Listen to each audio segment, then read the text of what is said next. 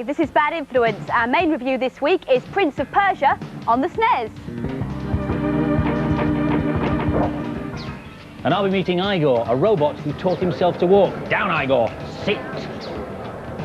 And Z reports from the biggest computer games show in the universe. At least, he will if we can tear him away from that monitor. But before all of that rubbish, here is a very big number. No, not like that. Like this. 999,999,900. But what does it mean? Is it the amount of fans that I've got? No, I've got a lot more than that. Is it perchance the amount of dosh Violet spends on hair dye each week? No. Is it the number of minutes Andy Crane is on the telly each week? Well, maybe. But it's also the number of points you'll start the game with if you use this brilliant cheat for Dragon's Fury on the Mega Drive. Simply type in ALCLAE8ECK and press start. And away you go, 999999900, and also you get 21 balls. No, not like that, stupid.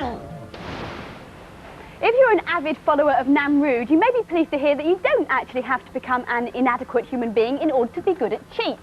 This is an electronic Namrud, a cheat device called a Game Genie. You can use it to do loads of different cheats on various games on the Mega Drive and soon on the Game Boy. And this book comes with it to tell you all the different cheats. For example, you can have more ammunition, extra continues, change your speed, get infinite lives, or you can even make the games harder, but I'm not going to demonstrate that right now. Basically, you put your game into the Game Genie and your Game Genie into your machine. And when you turn it on, this master screen comes up and you have to put the codes in. So, for my game, which is Batman, I've put in the master code already and I need to put in another one. I think I'll make it so that punches, knives and guns don't hurt him. And the code for that is B2AT CA46. So, I can put that in with my joypad. B2AT CA46. Now, I turn that on, and while it's booting up, I'll just tell you, there's a switch on the side here, which means that if you want to decide not to use the cheats, you can turn them off, or then you can turn them on again later. Now, we're here in Gotham City, and I'm not going to punch or hit or anything like that and see if they harm me. Nope, I'm immune to it all. I'm just going to walk right through to the end of the level.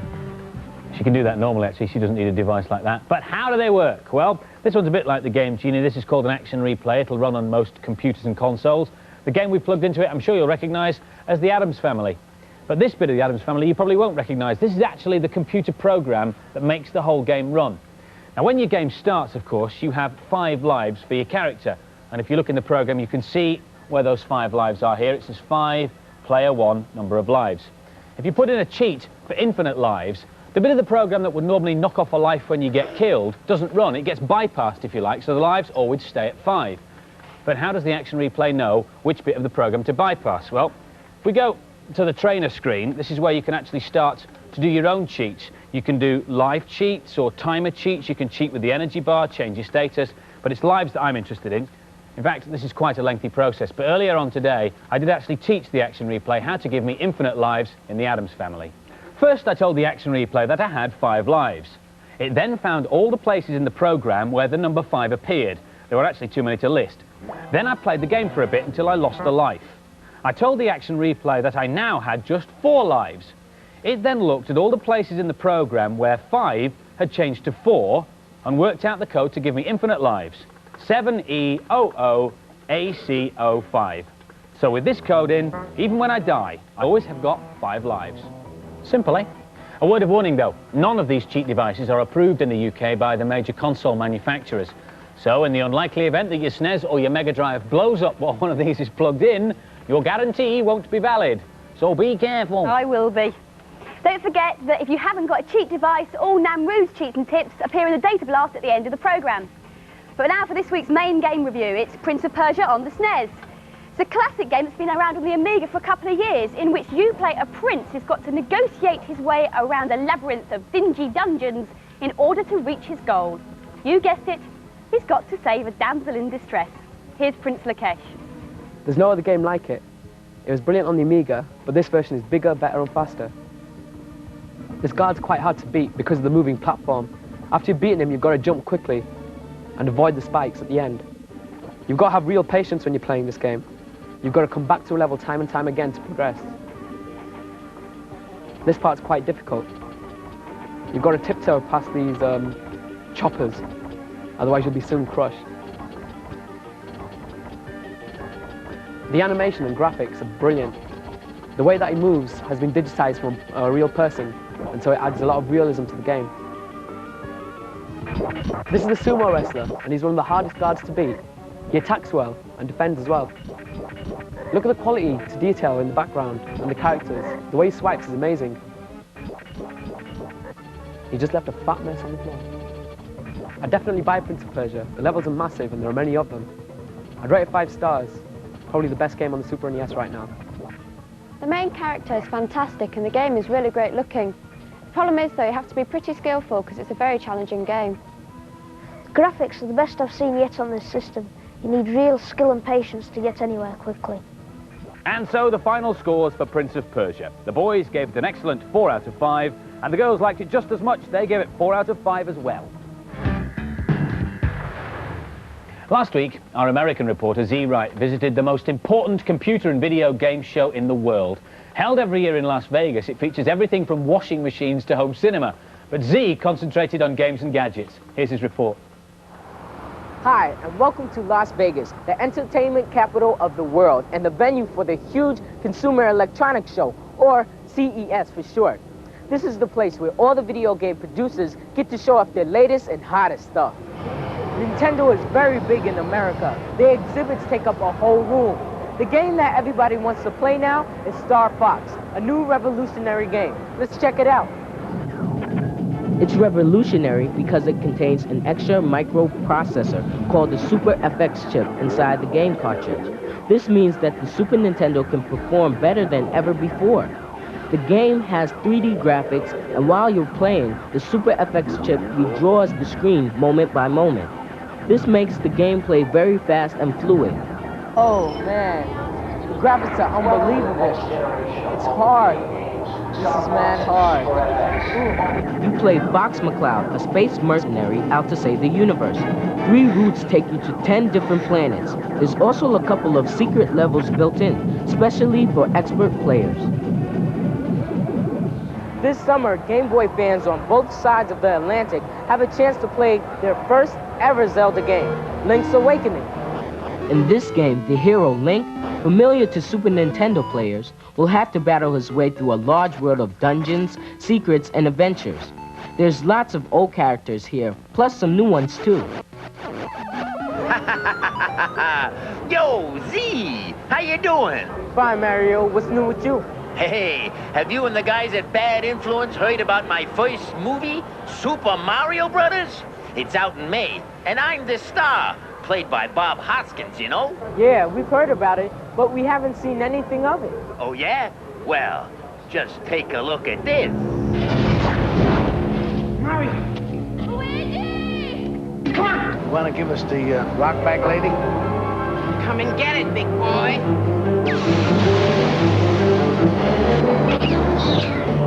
Plumbers. You told me to go after her. Yeah, for a date, not into another world.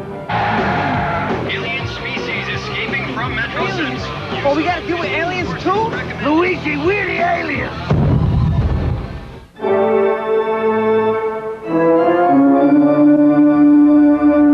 This is the activator, an 8-sided floor pad which creates an invisible wall of infrared light. When a beam is broken, it makes a musical chord. Sega has invented a way to play video games, not with a controller pad, but using your whole body. I'm playing Streets of Rage 2 like I've never played it before. The activator translates my movements into the movements of my character, Axel. When I kick, Axel kicks too. Different and definitely not for couch potatoes. Yeah. Oh. 3DO is basically an interactive CD system, but the word is, is set to become a standard format like audio cassettes or VHS. So, what does it do? Well, it does a lot. This is a prototype multiplayer. It'll play regular audio CDs, photo CDs, and games. 3DO can move graphics around much quicker than a PC. Here's the proof. It can store and manipulate pictures in a number of ways. It can add many layered backgrounds and foregrounds, both matte and see-through. Here I can move the figure around using the joypad and alter the perspective. These techniques are being developed for interactive movies on 3DO machines. 3DO will be launched in America in October and in Britain in April '94. These demos just show the basic abilities of the system, so there's a way to go, but the possibilities are endless. I'm gonna take this for a little war. This is Z-Right for Bad Influence in Las Vegas. See ya. Right, techie furtlers, pay attention. The word of the week is Pong. Now, Pong was the name of the very first video arcade game invented by Atari in America. It was a kind of a black and white tennis game that had 2 white lines as rackets and a white splodge as a ball. On the other hand, there's Ping, which is the noise your Game Boy makes when you switch it on. And then, of course, we've got Pang. Now, Pang is the name of the game on the Amiga for which I'm about to reveal this brilliant cheat. All you do is type in, "What a nice sheet," on the map screen, and you'll be able to skip levels. Ha! And then, of course, there's Peng, which is half a penguin. Yes. So, there's a penguin. Mario and Yoshi is a Tetris-y sort of game. You have to control the steady torrent of characters falling from the top of the screen. If you fill up, you've lost. Here's Amanda. The first time that I saw this game, I thought it was a poor copy of Tetris. But now that I've played it, I know it isn't. It's an easy game to pick up, and it's a great game to play. You control the game by moving Mario around so the characters land on different trays. Here I am trying to get identical characters to land on each other to make them disappear. If you match the top and the bottom bits of Yoshi's egg, Yoshi then hatches. This gives you bonus points. This is the other game. You start with characters already on the screen, and the object is to clear them. Both games have 5 levels and 2 speeds, and they're all pretty similar. I've been playing this game non-stop for a week now, and I'm hooked. I'd buy it. This game's okay for a little while, but gets boring very quickly. It's not as addictive as Tetris. The box is tempting, but the game's a bit disappointing. It's the worst Mario game I've ever seen. And the scores for Mario and Yoshi, the boys gave it a poor 2 out of 5. The girls liked it a bit more, but not much, an average 3 out of 5. Rev up for Road Rash 2, a biker's race game with real power. You're up against some pretty nasty competition, including some fine, happy traffic cops. Here's John Pierre. This is a quality game with great graphics and playability. It's just a shame that it's so much like the original. As you probably know, you can punch and kick and backhand. The fights are pretty horrific, especially if you fall off. Whoa, just fallen off. I've got to get back on my bike if I want to win the race. It doesn't look like I'm going to though. If you do win a race, you get prize money, which you can buy a new bike. This is the main difference between Road Rash 2 and the original. You can now play 2 players simultaneously. If I didn't have Road Rash 1, I'd buy this. It's one of the best racing games around. I kept getting busted by the police. It's not my kind of game, so I wouldn't buy it, but it's a very good game and it's fun to play.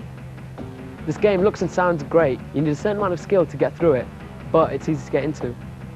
And the scores for Road Rash 2, the boys gave it 4 out of 5, and the girls didn't like it so much. They gave it an average 3 out of 5. When you hear the word robot, what do you think of? R2-D2 or C-3PO from Star Wars, or maybe even metal people like these? In the early days of robots, the designers tried to build them with everything they'd ever need to know already programmed in. But it was impossible. Even simple things like walking were too difficult for the robots to cope with. These early prototypes are actually remote controlled by the engineers. But now meet my mate Igor, a brand new breed of robot. He's very simply constructed. He's got 4 legs driven by compressed air that can either move up or down, or backwards or forwards. The difference with Igor is that he wasn't programmed to walk. He was programmed to teach himself how to walk. That's the clever bit. They set him going, they went away for a very, very, very long tea break, and when they came back, Igor was hopping mad.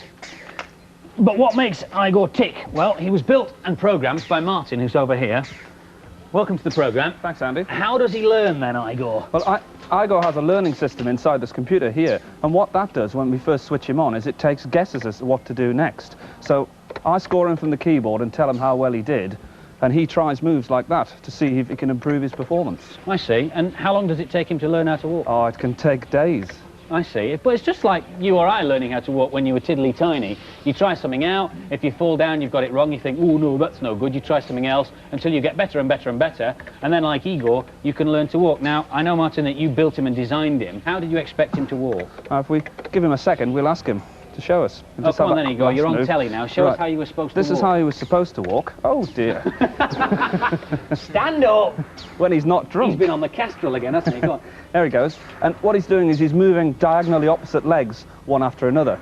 Oh, but that's what you as a human thought Igor would walk like. That's right, but and it doesn't work he's very a well. machine. How did he walk? Well, he learned to walk like this, more like a frog. There you go. Incredible. We didn't expect he could do that. No, never worked with children, animals, or robots.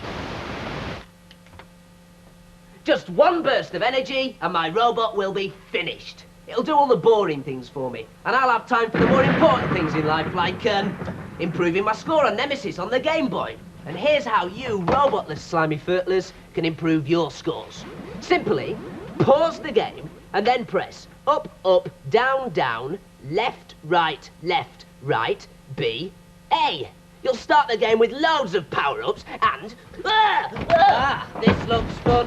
Have you got Barbie Goes Shopping? I think it needs a bit more fertiling. Nam with his only friend there. If you want to read the data blast, set your video recorder now. But first, a special sneak preview of the Comic Relief game. On the 12th of March, Comic Relief are holding their 4th Red Nose Day, and they're hoping to raise £500,000 with the release of a computer game called Sleepwalker, and here it is for the first time ever on telly. The idea is that you play this dog called Ralph, and he's got to stop his master Lee from getting into trouble. Lee's sleepwalking, and Ralph has to go on ahead to get rid of all the dangers that might wake Lee up. And if he gets waked up, that's the end of your go. So I've now got him into this safe area so that I can take Ralph to go along and get rid of all the dangers. The other thing to look out for are various different letters around the screen. And if you can find the letters that make up the word comic, you get to special bonus rounds. It also features the voice of Lenny Henry, and lots of fine comics have worked on it. It's available on the Commodore 64, the ST, the PC and the Amiga, priced between £15 to £30, and for every game sold, £4.32 goes to Comic Relief.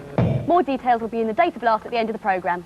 Good game. Now, last week we had copies of the classic game Lemmings to give away as the competition prize, 5 indeed, and the winners' names are going across the bottom of the screen now. Well done. We wanted to know whether a lemming was a type of guinea pig, squirrel or rat. And interestingly enough, a lemming is a type of rat. This week's competition prize is 5 Road Rash 2 leather jackets, as demonstrated by the lovely Andy, and 5 Road Rash 2 games. The questions are this: which science fiction author invented the 3 laws of robotics?